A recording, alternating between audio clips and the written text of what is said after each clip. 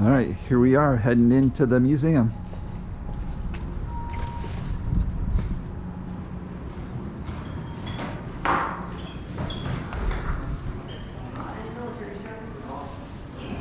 Here's a scale model of the building, the Pennsylvania Museum that we're in. You can see it's got some really cool round architecture. Here at the museum, they have the Curiosity Connection, which is a place for kids to play.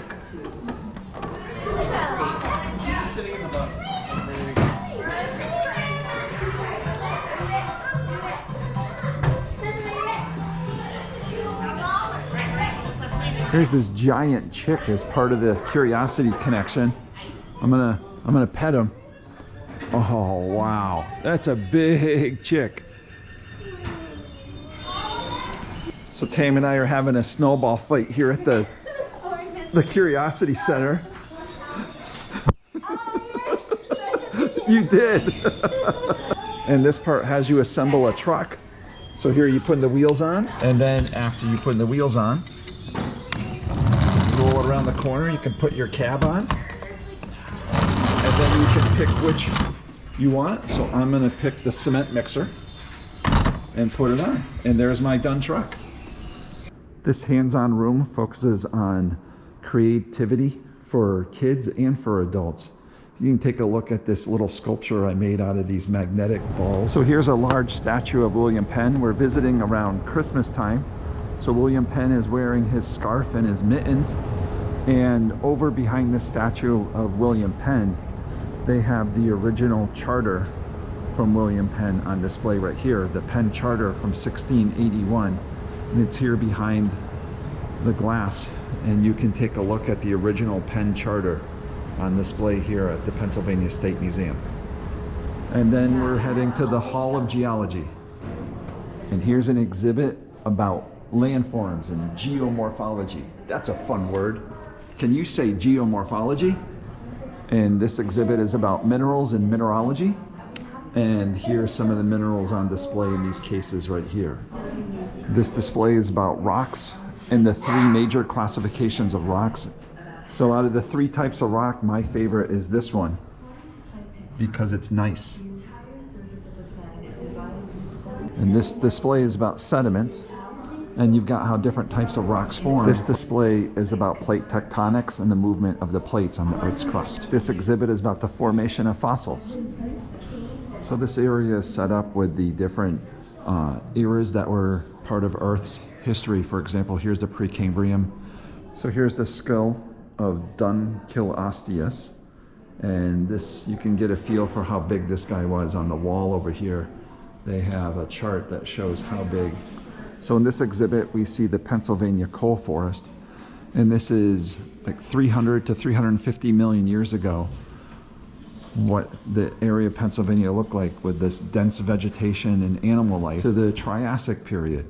And in the Triassic period in Pennsylvania, you can see some of the animals that they believe live here. For example, here's Coelophysis, and then here's a giant phytosaur. So now we're going to the Jurassic period, where we have Archaeopteryx and other large animals that were on land, and then to the Cretaceous period, where you have things like the famous Tyrannosaurus rex. The extinction at the end of the Cretaceous period gives rise to the Tertiary period, which then is the rise of mammals. Here, these dioramas of animals throughout this period. There's a mountain lion, looks like some elk, and then over here we have some bears and a porcupine. This area of the museum shows you how they updated the dioramas a few years ago.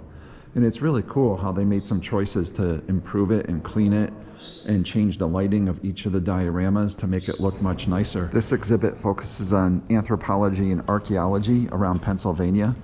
So here are some people working at a dig site. On display around this area, they have artifacts that have been found around Pennsylvania. For example, here are some different arrowheads that were found. They have more artifacts and dioramas of the indigenous people from the Pennsylvania area and what life was like here in Pennsylvania for those people over the many thousands of years that they lived here before European settlers came. This part of the museum commemorates the Civil War in Pennsylvania, and you got various items on display, pictures, works of art, and artifacts from the Civil War era in this whole area of the museum. And one of the main things they have here on display is this really impressive painting. This part of the museum focuses on machine technology and transportation. Here's an exhibit about the old mills where they would use water to power machinery. Here's an old covered wagon that was built in Lancaster here in Pennsylvania. Also on display, they got some other early horse-drawn carriages, including these coaches right here. Firefighting apparatus that was pulled by horses. Here's some information about the old canal boats that they would use to transport goods in Pennsylvania. And the coal was used to power the ironworks, and here is a replica of some ironworks. Along with coal, Pennsylvania is also famed for its steel industry, and combining coal and ironworks together to produce the steel industry just made sense in Pennsylvania. Here's a replica model of a steelworks.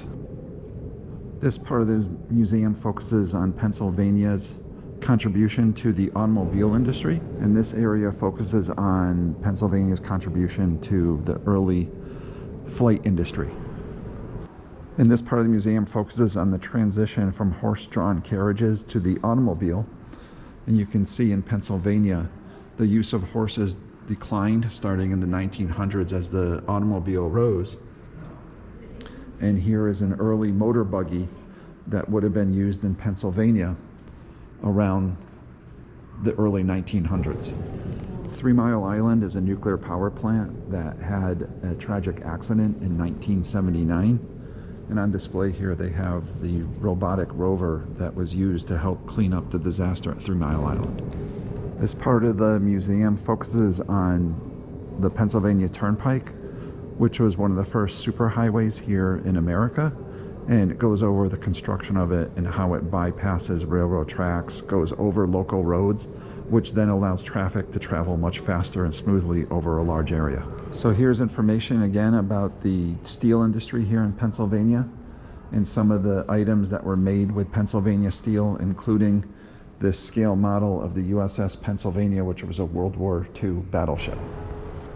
This part of the museum focuses on the forests of Pennsylvania and how they were an important resource for gathering wood, fishing, trapping, and hunting. This part of the museum shows off inaugural gowns that were worn by first ladies of Pennsylvania. You've got one from 1887, another from 1935, and then also 1971. This part of the museum focuses on famous items from Pennsylvania history. For example, Heinz tomato ketchup started in Pennsylvania. And you've got many other items here from Pennsylvania, including the banana split, which was first produced at a pharmacy in Pennsylvania. And then, of course, the Philly cheesesteak, which is from Philadelphia, Pennsylvania. This part of the museum focuses on desegregation in Pennsylvania.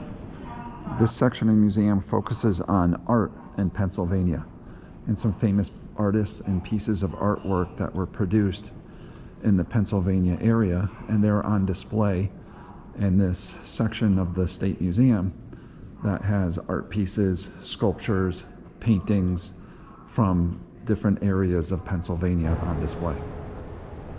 This part of the museum recreates the walk down a Colonial Avenue in the early times of Pennsylvania.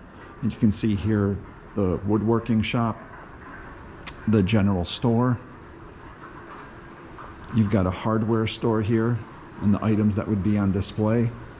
And then you've even got a replica of a kitchen from colonial times, and you can peek into the window and see what a colonial kitchen looked like in the early times of Pennsylvania.